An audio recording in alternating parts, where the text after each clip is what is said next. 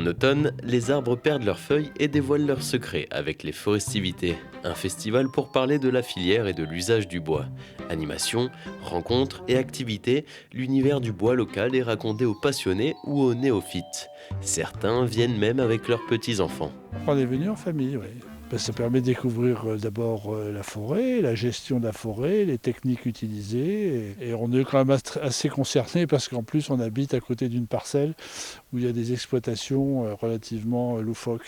On a empêché même des exploitations à coupe rase pour éviter justement des risques de glissement à côté de sites urbanisés, donc de maisons dont la nôtre. 76% des forêts en Isère sont détenues par plus de 93 000 propriétaires privés. Les conseillers forestiers aident ces propriétaires dans le diagnostic de leur forêt pour savoir à quel stade est le peuplement de leur domaine, si du bois peut être coupé ou encore s'il est affecté par une maladie. Ces dernières années, elles sont fragilisées par le réchauffement et le changement climatique, notamment les épicéas qui sont attaqués par un insecte, c'est le scolyte. On a vraiment intérêt à agir pour valoriser les bois qui viennent d'être attaqués, qui vont sécher. Ne pas attendre que les bois soient secs, complètement secs, et qui n'aient plus aucune valeur.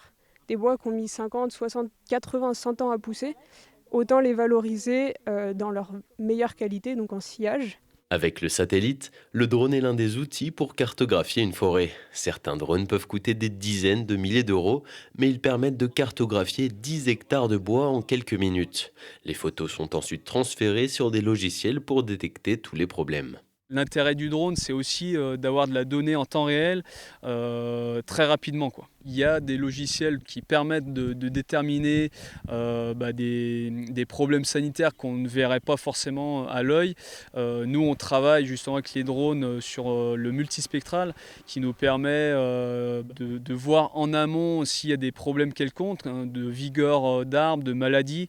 Et ça, le multispectral est très intéressant, et notamment avec les drones qui sont plutôt à l'échelle de la parcelle. La forêt iséroise s'étend de 311 hectares par an. Aujourd'hui, elle occupe 39% du territoire.